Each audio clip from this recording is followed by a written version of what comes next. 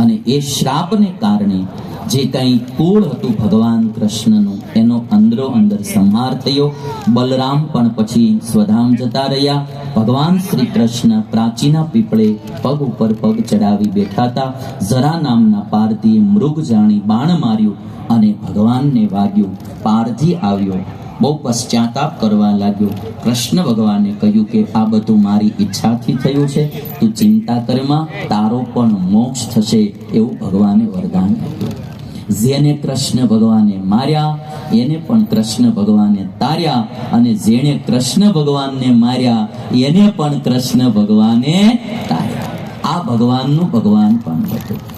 અને ભગવાન જ્યારે જતા રહ્યા, સ્વધામ જતા રહ્યા સદેહે, ત્યારે પછી ધીરે ધીરે આ પૃથ્વી લોકમાં કળિયુગ આવવા માંડ્યો.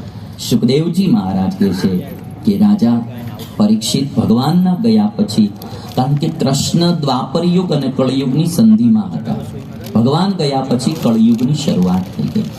એકાદશ સ્કંદમાં થોડા લક્ષણો કળિયુગના બધા બતાવ્યા છે. અને એમાં એવું કહ્યું છે કે કળિયુગમાં ધનવાન હશે એ જ સદાચારી ગણાશે, સદગુણી ગણાશે.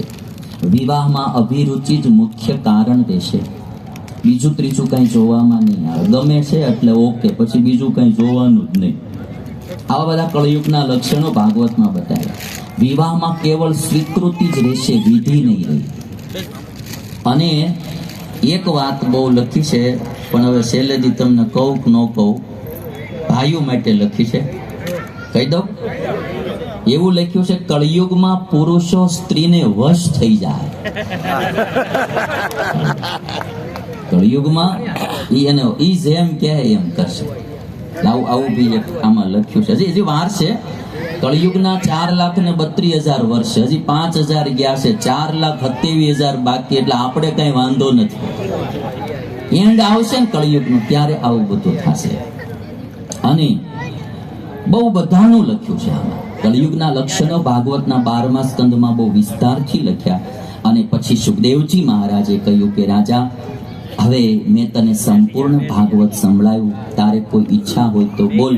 અને ત્યારે પરીક્ષિત રાજા કહે છે, હવે મને કોઈ ઈચ્છા નથી. સિદ્ધોસ્મિ અનુગૃહિતોસ્મિ ભવતા કરુણાત્મના શ્રાવિતો યચ્ચ મે સાક્ષાત અનાદિ નિધનો હરિ. સુખદેવજી, તમે મને ભાગવત સંભળાયું, બહુ મારા ઉપર કૃપા કરી. હવે હું શુદ્ધ થયો છું, સિદ્ધ થયો છું. પૂજન કર્યું સુખદેવજીનું. અને પરીક્ષિત રાજા ધ્યાનમાં બેઠા. સુખદેવજીએ વિદાય લીધી. સૂત પુરાણી શૌનકાદિક મુનિઓને કહે છે કે સૂત પુરાણી કહે છે કે જ્યારે સુખદેવજી જતા રહ્યા ત્યારે આ બાજુ તક્ષક નાગ પરીક્ષિતને કરડવા માટે આવ્યો છે. અને જ્યારે તક્ષક નાગ ડંસ મારે એ પહેલા પરીક્ષિત રાજાએ પોતાનું શરીર છોડી દીધું છે. અને જ્યારે પરીક્ષિત રાજાએ શરીર છોડ્યું ત્યારે આકાશમાં દેવતાઓ દુંદુંભી વગાડવા લાગ્યા. દેવ દુંદુંભયો નેદુઃ ગંધર્વાપ્સરસો જગુ વવૃષુ પુષ્પ વર્ષાણિ વિબુધાસાતુવારી. દેવતાઓએ પુષ્પવૃષ્ટિ કરી અને પરીક્ષિતને સાધુવાદ આપ્યો. હે પરીક્ષિત, તે 7 દિવસમાં આત્મકલ્યાણ કરી લીધું. અને સૂત પુરાણી કહે છે, હે શૌનક, મેં પણ તમને સંપૂર્ણ ભાગવત કથા સંભળાવી.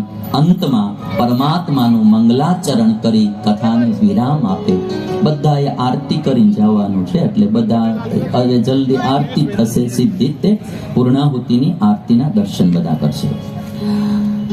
અંતમાં સૂત પુરાણી પરમાત્માનું મંગલાચરણ કરતા લખે, નામ સંકીર્તનમ યસ્ય સર્વ પાપ પ્રણાશનમ પ્રણામો દુઃખ શમનઃ તમ નમામિ હરિં પરમ તમ નમામિ હરિં પરમ.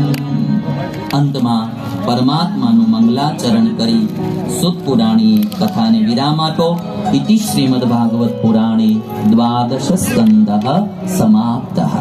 અને આ સાથે વાલા ભક્તો ગૌશાળાને લાભાર્થી થયેલ ભાગવત કથાને હું પણ વિરામ આપું છું. બોલીએ કૃષ્ણ કનૈયા લાલ કી જય. ભાગવત ભગવાન કી જય. ગૌ માતા કી જય. જલારામ બાપા કી જય. તો વાલા ભક્તો, અંતમાં આપણે આરતી કરી અને છૂટા પડીશું. યજમાન પરિવાર આરતીમાં આવી જશે. મુખ્ય પરિવાર બધા આવી જાઓ.